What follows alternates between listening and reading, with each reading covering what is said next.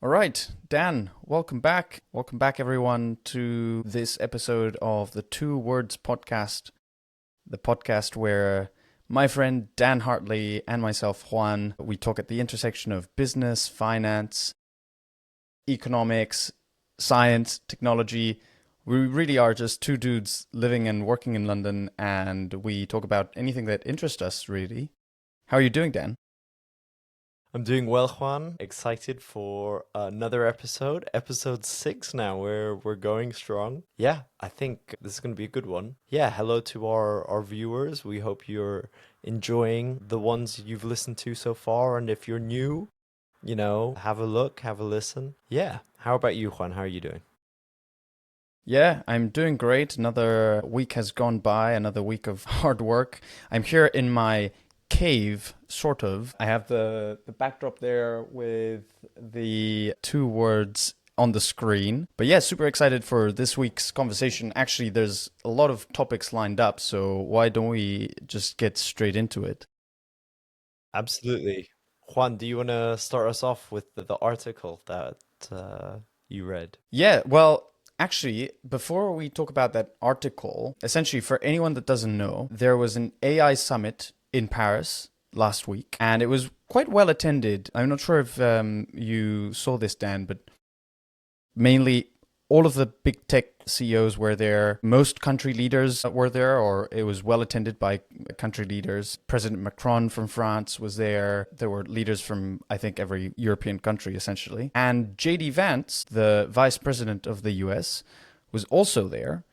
And he really gave a demolishing speech against European policy. And that speech actually hasn't been very well received in Europe, which I honestly find slightly childish because I've seen how it's been portrayed in the media, and it's like, have you seen what he said about hyperregulation? Have you seen what he said about Europe censoring free speech?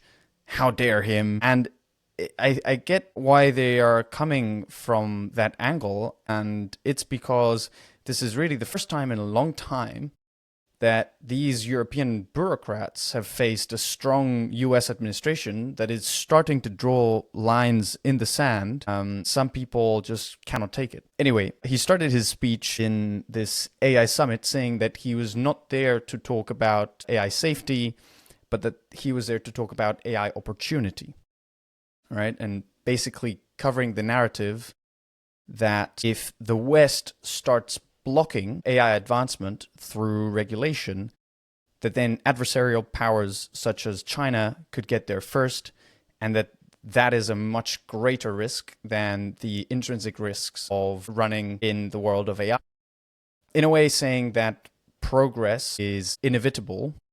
So let's at least control the progress, right, around that narrative. And at that conference, the CEO of Google, so Sundar Pichai, said that AI will be the most profound shift of our lifetimes.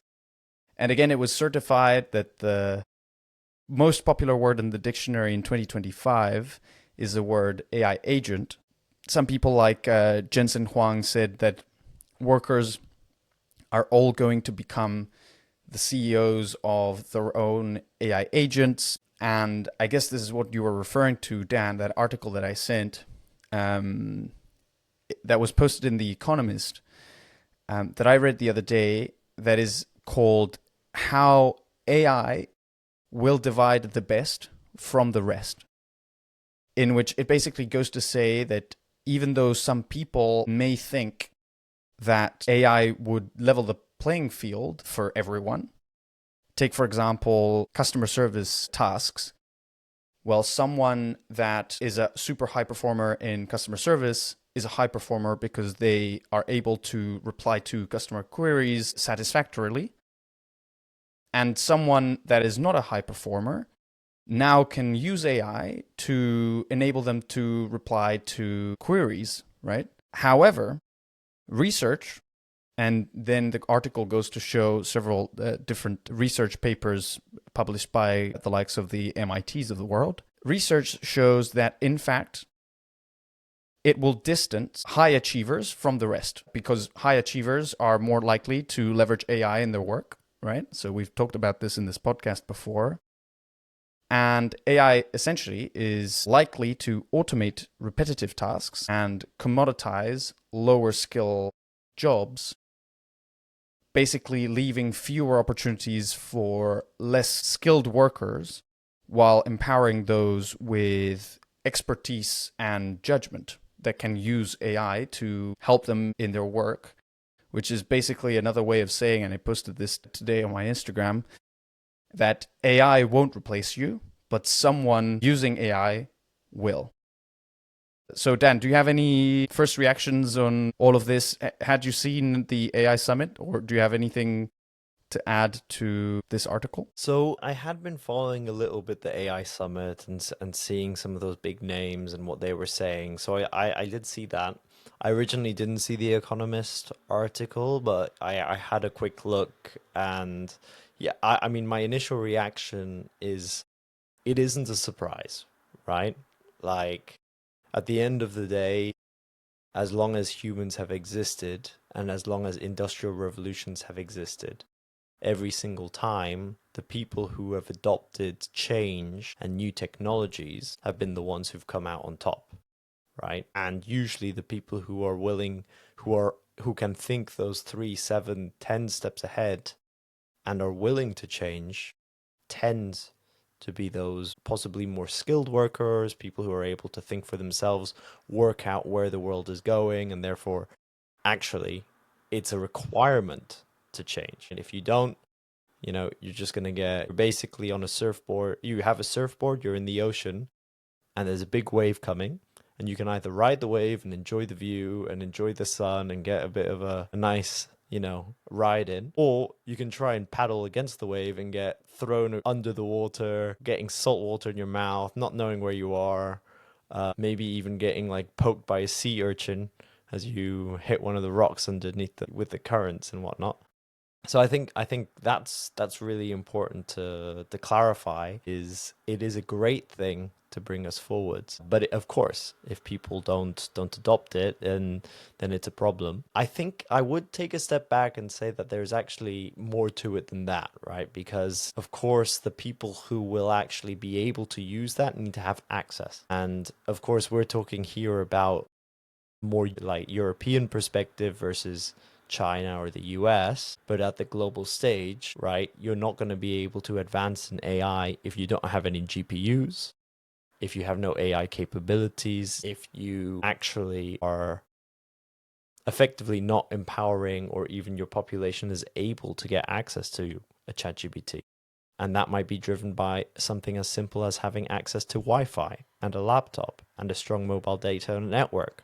So, of course, we're talking here about developed nations. And so even if you were, let's say, the top 1% in a more developing nation, just based on your environment, you might not have the resources available to actually leverage some of these technologies. So so what I'm trying to get at is more the best can be the best in developed nations, but it doesn't necessarily mean you are the most intelligent person, right? No, absolutely if you not. compared it to other countries. So I think that's also important. Don't you think that it takes a certain personality type to be ready to adopt AI, right? Regardless of intelligence. We've spoken about this many times before, but I don't think intelligence is the only, like raw IQ is the only driver for this. And actually, if AI enables something, is people that in the past were hindered by their raw IQ and maybe outperformed by people that were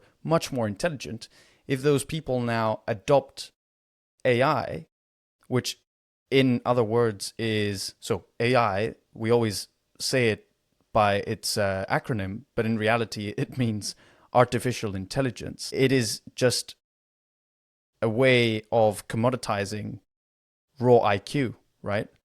So it could be the case that those personality types that are not necessarily the personalities with the highest IQs start to adopt AI and become competitive, right?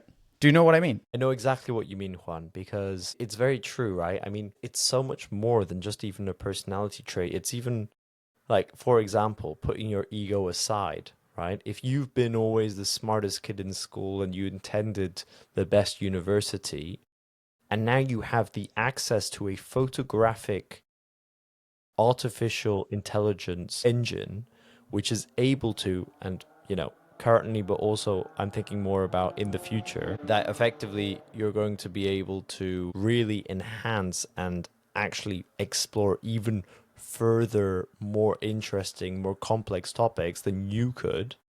I think a lot of people would find that quite a difficult pill to swallow, right? If you have a strong ego, it would be quite difficult to look past and say, you know what, this thing, this tool is better than I am, and I should use it. And I think there's an aspect of humility there of saying, this thing will help me. There's an aspect of course, understanding that maybe it is better than you can be. And I think that is really, really powerful if you can acknowledge that in some aspects, right? Because it's of course, a strong machine learning model focused on statistical analysis of and prediction of words. It doesn't consider various, small, minuscule, but yet very important judgments that a human might make. So it really empowers you for sure. I do think that when it comes to AI, though, the other thing to consider is actually people can sometimes inherently be lazy. And so actually using AI can actually be great for somebody who is lazy. I've seen that some statistics about some of the most successful entrepreneurs were extremely lazy. And basically, they couldn't believe the way the world worked. So they decided to build something that made their life even easier, right? They couldn't be I bothered find it to. hard to accept or In, understand. wait, in one sec. Let me explain. Right, people couldn't be bothered to pick up the phone to call a taxi, so they created an app called Uber to allow them to easily get a taxi without having to pick up the phone and find the number to call the taxi place. Those sorts of lazy, not in terms of working 14, 15 hours a day Right. to actually achieve the business model, is I what was I going meant. to say there's then certainly levels to the definition of lazy. Yes, sorry. So in But yeah, I some get I get I get what you mean. so if I and that this sometimes happens with me, I wouldn't consider myself a lazy person. However, sometimes let's say I'm going through a document, I don't want to read a 30-page document. Stick it into ChatGPT. Can you please summarize the most important things? Or a contract. Can you read this? Can you tell me the important clauses to be aware of? Those sorts of things are great. And inherently, it comes from a position of I'm too lazy to do it myself. So I think that's quite an interesting one because the reality as humans is we are not machines. And we have days where we feel good and we have days where we feel bad. And on those days and those moments where you might not feel as great to work, being able to actually harness such a system to do some of those more mundane tasks for you can actually really empower you, is what I was trying to get at. Yeah. And this article that we mentioned, really what it goes to say is that paradoxically, in a way, AI will not level the playing field for everyone, but what it will do is it will distance people just purely based on their drive, essentially. That's what it boils down to, because what it's saying is that high achievers, and that is a personality trait, it has nothing to do with intelligence, are the ones that are more likely to see AI as a tool for them to achieve whatever it is that they're doing at work, entrepreneurially, in a business, sport, whatever it is. Those are the types of people that will leverage AI because they see it as the tool that can help them. And they are, going back to your point, not lazy to be ready to adopt AI into their workflows, which takes a certain level of drive. And that is what the article is saying, that it will create even more inequality, which is actually very interesting. And I had never thought about it in that way, which is raw IQ is not the key differentiator anymore. I don't think it was a key differentiator in today's world still, but even now more so, that you have AI that is basically commoditized intelligence. And now, again, going back to what you were saying, it's a large language model is just a very good prediction machine. We go back to what we said in our previous episode, and then you start thinking about things like AGI and things like that, where it's very difficult to draw the line, because in the end, the way that an LLM works is by taking a lot of different words and patterns that it has trained on and predicting what the next most probable word in the sequence will be, right? But it goes to show this point that raw IQ is not the key differentiator anymore. It is one key differentiator, and if you talk to psychologists, top psychologists, they will say that it's still one of those three things that drives high achievers and overachievers, so I'm certain of that. But it is not anymore a, how would you say this, a requirement to be successful, right? And Dan, we were cycling down Chelsea the other day, and we were seeing all of these super nice houses and these nice cars, and at least I started to wonder, what are these people like? What do these people do? Because it seems like there's so much abundance of wealth in those types of areas that it really comes as a reality shock. Like, what is it that these people do? Yeah, I think for context, right, for the audience, if you're new to the show, is, we live together, we work hard, we're in competitive jobs. I work in finance, Juan works in consulting. And so it is a bit of a reality shock, because we would think by any, let's say, quote unquote, normal standards, we're doing well for ourselves, working hard, working long hours, working in good industries with promising careers. I went to the same good uni. And I think we were literally cycling around. We saw all sorts of beautiful cars, young people, couldn't be past the ages of 30, just hanging around. And obviously, like Juan said, very affluent, right? Chelsea's notorious for being one of the most expensive areas in the world in terms of wealth and concentration of billionaires. And honestly, Juan, I was thinking about this, and actually I've been reading a really good book about this sort of, well, it touches on it, which is called The Almanac of Naval Ravikant. So Naval Ravikant was an entrepreneur, a philosopher and an investor, and he was very successful. And basically he then became a philanthropist who captivated the world with his principles about creating wealth whilst also leading quite a happy life. And that's something I was quite curious in reading, because I've always read a lot of personal development books, but I've never focused much on the being kind of the happiness, sort of contentness aspect. And so I was quite curious to see what this book was about, having seen it in a few places recommendations. And so he touches on a few things, and of course it's built around, people who want to be financially successful. So I think there are a lot of lessons in it to understand perhaps where these people have gone and how they've become who they are, in to be so affluent that they're in the top 0.1% of the world, right? Probably, if you worked it out. And he talks about, it's important to have equity in a business, follow your genuine intellectual curiosity. And he talks about one of the most important things is to apply leverage to actually create cumulative returns that have nothing to do with an hourly wage. And that, I think, is a very difficult mindset to break for a lot of people, which is a kind of move from process-based thinking to outcome-based thinking.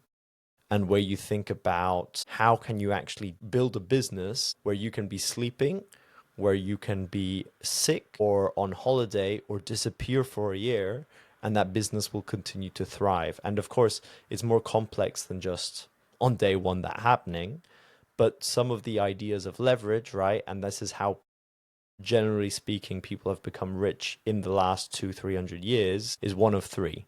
which is labor. So the first one being you become a partner in a law firm or in consulting or an entrepreneur with a bunch of people working for you, right? Maybe having a janitor business or a doctor with his own practice. People who've done those sorts of things have become very successful. And it's the oldest form of leverage. And basically, one of the things that have helped people succeed over the last 400-500 years. But in the modern world, it's not actually that useful because mutiny exists. You can have the wrong leadership style. Everything can plummet quite quickly. We also see then money as another form of leverage, right? Private equity, VCs, real estate, asset management, hedge funds.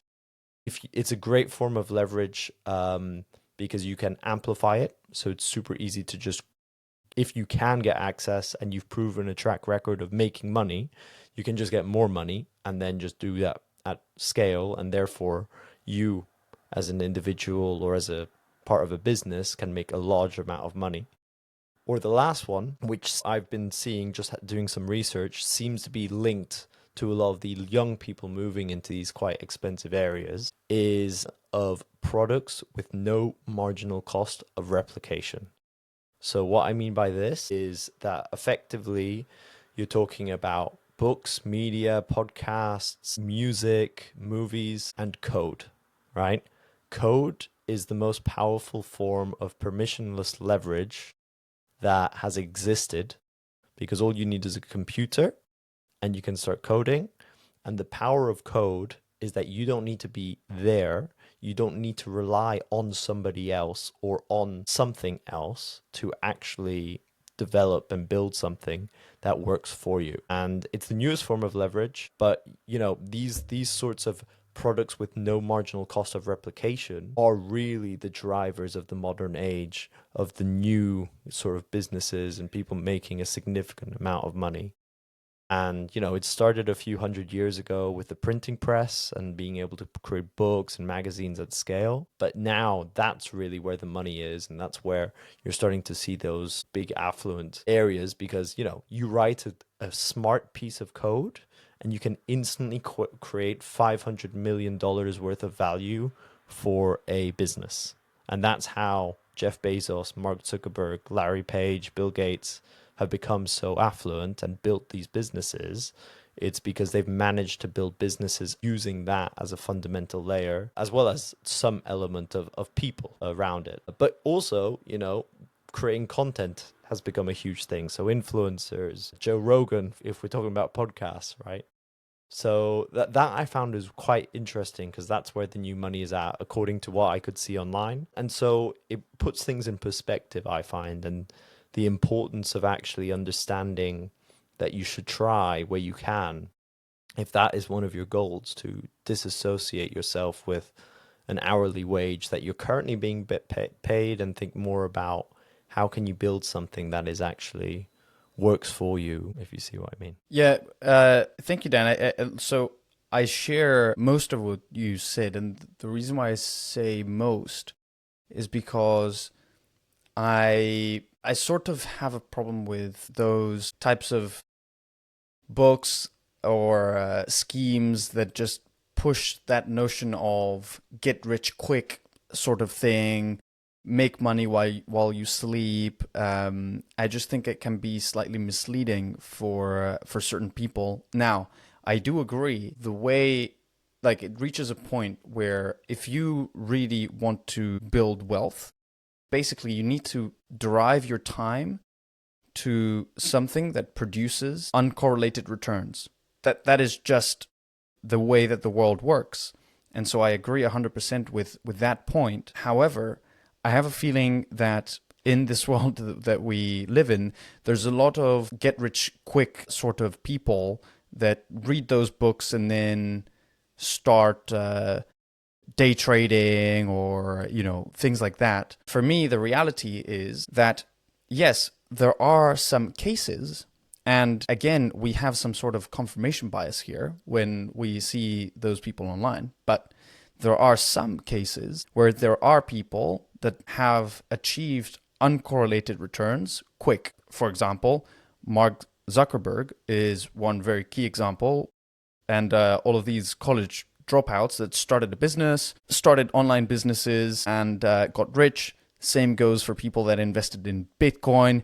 I know people that have no idea about anything, how the world works, how to run a business or anything like that, that made hundreds of thousands of euros just by trading Bitcoin back in the day. And it could have gone south the same way that it went north, right? But what I'm trying to say is that the factor that most influences your potential for success, and again, it's my opinion, is hard work, especially from early on. And it's again related to this financial concept of compound interest. And for me, especially early on, there's a trade-off that you have to do when you're young about if you want to work hard and put that time and work investment in for that time investment to compound over time. So there's different classes of wealth, but one class of wealth is knowledge. And so if you are able to expand your knowledge from early on, then that knowledge and that personal investment that you've made in yourself, that in a way, that's what you're doing when you go to university. You're investing your time and building knowledge, because that knowledge will compound over time and will bring you a return, which can very well be in the form of a financial return. So for me, hard work from early on is the factor that is the most actionable by someone, that is the most correlated to future success. So that would be one. The other one, actually, is surrounding yourself by people who ideally are hardworking and even smarter than you, right? So Dan, let me ask it to you. Would you prefer to earn, say, 100K, but all of your friends earn 200K? Or would you prefer to earn 90K and all of your friends earn 50K? And there are some people that will pick getting paid less if their group of friends gets also paid less and they're the highest earner, because they get that ego boost. And I actually got, like, you wouldn't believe how many replies I got in that direction, where it is completely the opposite, that someone needs, especially early on, but if you want to build success going forward, is surround yourself by people that are smarter than you and who work harder than you, because that will only incentivize you to work harder and to be successful. I agree. And that's actually I think I've carefully orchestrated, actually. Throughout my life, I've always tried to be that guy who is, if anything, the lowest performer in the group, because I knew that to get ahead, and I guess to an extent, this sort of links to our previous topic of AI, is, by actually being aware of your limitations and your tendencies, or even just, the impact that a new social group and a new benchmark of what the normal behavior is can be so powerful that actually it can completely reset the way you live. And I think that's really, really powerful. From hard work to, wealth creation, to knowledge, to happiness. I think at the end of the day, I think that's really, really important. And I agree, Juan. I think pushing yourself and being a part of a group and of individuals where you feel like, you're learning a lot from them is great. And usually, though, to be honest, I think if you're in that situation, to some extent, people will feel similar, but about something else, right? People might appreciate or value your hard work in a different manner, right? Somebody might respect your, how you take things on outside of your day job as well as your day job. Somebody else might respect how much sports somebody does. All sorts, right? I think we see it in our household, if I'm being honest. Everybody works hard and everybody has their, sort of life in order. And I think it creates a positive environment of reinforcement. Yeah. Well, it's actually So, one of the things that I'm the most grateful from going to our universities. For anyone that doesn't know, both Dan and I went to the same university, the University of Bath. And if I'm being completely honest, from a financial perspective, actual content that I learned from studying aerospace engineering was not worth the money. Like, absolutely not. But one of the things that I'm the most grateful about going to that university was that regardless of what you studied, because it's a good university, we were always surrounded by people that were so driven, so hardworking, and that just puts you in a mindset where if everyone else is in the library, everyone else is applying for jobs, everyone is just working hard and finding a way for themselves, then what else are you going to do? Like, naturally, you just go with a group. Like, we are humans, we're such social animals that it's just what we do.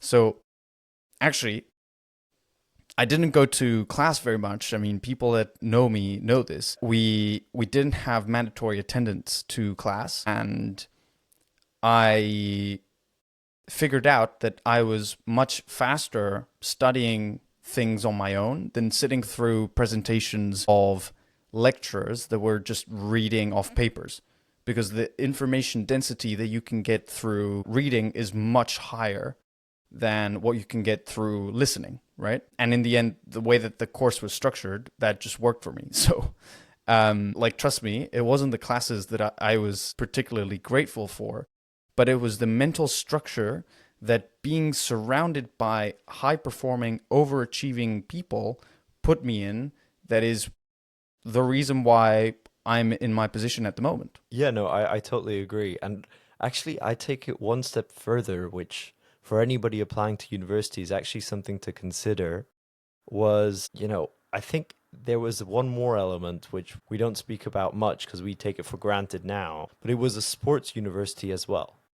A high, super elite sports university attracting insane level of professionals who were also smart and went to university. So on one side you had academics who worked hard and to get in, and on the other side you literally had people who, some of our alumni. I know a guy who won a gold medal in the Olympics. Well, not only right? that, I remember seeing a leaderboard at some stage where our university had 5 gold medals, and that put the university in like 3rd position in the world compared to countries, Yeah, which was quite cool. I remember seeing that. I Yeah. remember that. Then it was. I think it was because we got a bunch of medals in swimming, and that just boosted the university's tally in like the first events, because swimming was the first or one of the first events to grant medals. But yeah, it was quite cool to just look at the leaderboard, and it was like, yep, US, China, Russia, University of Bath. Yeah, no, I mean, I remember that as well. It was all over. I remember everybody loving it in campus. I think what I was trying to get out with the whole thing about the sports is I've always found sports a real invigorator to drive persistency, commitment, hard work, and see results. And I think being surrounded by people who are doing that to the highest extreme possible, considered, and then you have super smart people on the other side, creates a great environment. And we're both sporty people. We take care of ourselves. You go to the gym every day. I do my triathlon training. I don't think if I would have gone to a university which was, didn't really care much about sports, where the main thing everybody did throughout the entirety of university was drinking, for example, would we be the same people as we are today?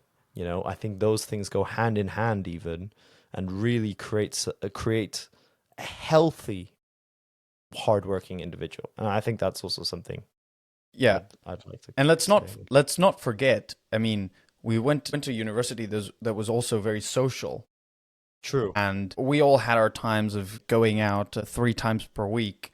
But it's that Absolutely. healthy.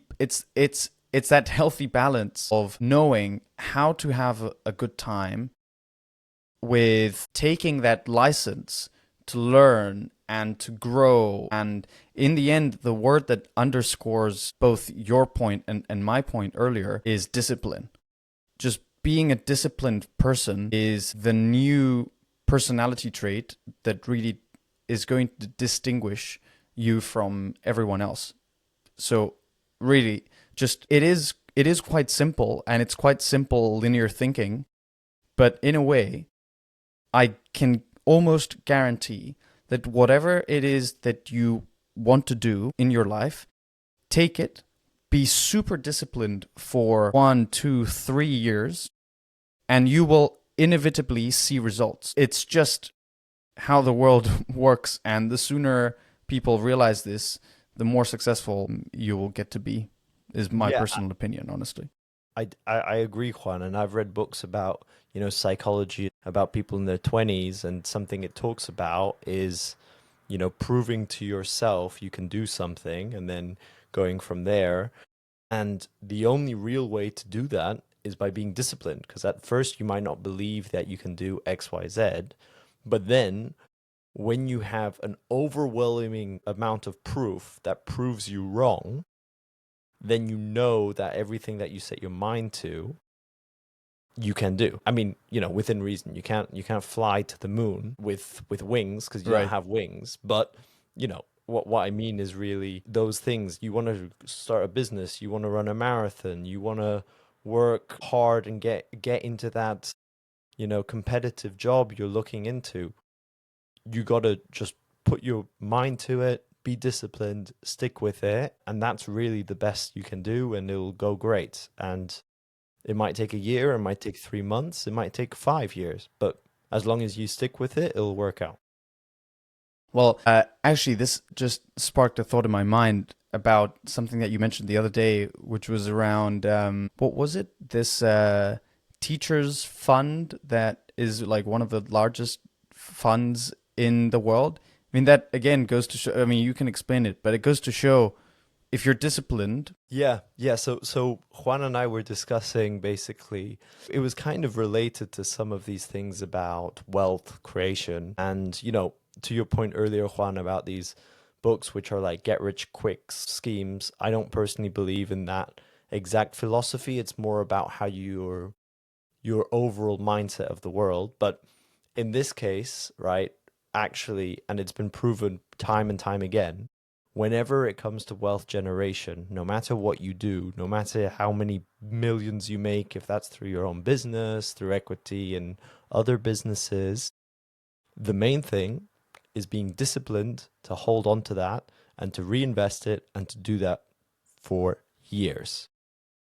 Warren Buffett made most of his money in the last 5 years of his life because at that point he'd been investing for 70 years, right? The cumulative compound interest, and this actually applies, I think, to most philosophies and things in life. It's not just financial.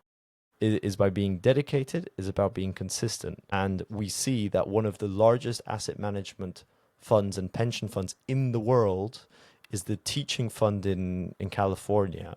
And that's driven by the fact that it's been consistent for years. It has nothing to do with the fact that they made billions because they created a new school or a new schooling system. It has just to do with the fact that actually by taking a little bit month on month every year for multiple years and being conservative about how much you spend from those wealth generated assets and generating assets, that you can actually build a significant amount of wealth. And I think that's also a really important takeaway because, not only should you be thinking about how can I do this and that and really aim for the stars, but then also at the same time, hedging your bets is a great way so that to be comfortable no matter what happens with your life, because you can't predict the future either. Yeah, but calculating and managing risk and diversifying your risk is so mathematical that I'm almost surprised that there are very intelligent people. And for example, I can talk about my dad here.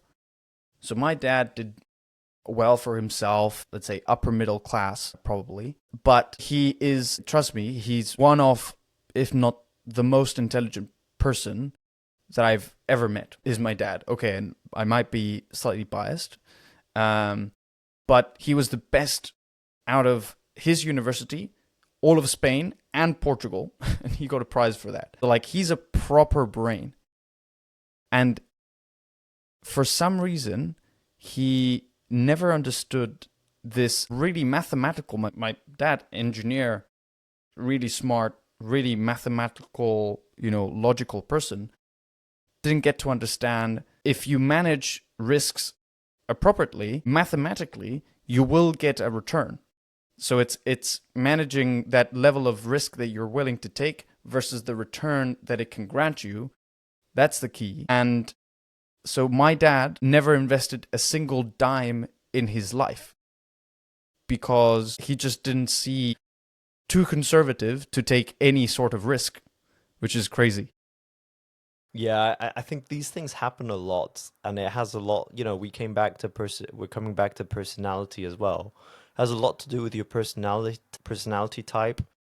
There is, being a devil's advocate, is the world we live in today is a very different world to, when your dad, for example, might have started his career, where information is a lot more abundant in terms of financial literacy, for example.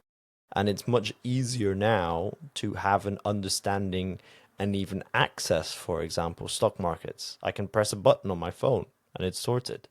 Whilst it used to be the case, you needed to go to a brokerage house, you needed to have a significant amount of money, it was expensive, for example, right? And this would apply to all asset classes. But having said that, yeah, I broadly aligned agree. And, I know that from my family side, they've been risk averse when it comes to certain types of, securities. And only recently has my dad, for example, gotten into investing into stocks. And I'd like to think that's largely me having, educated and gotten him interested in the topic. So I think that's an important thing to be aware of. And important to understand that even something as simple as a single book that costs £10 can actually completely transform your financial literacy and financial views as well, no matter how smart you are. And it's even easier now because you can just get Copilot to give you a summary, or ChatGPT. Right. It's literally so easy. It's accessible to everyone. But I guess there will continue to be people that just won't accept any level of risk. And so that's why there's different risk profiles. And when you go make an investment, the first question that an investor will ask you is, what is your risk appetite and how much risk are you willing to take? Yeah.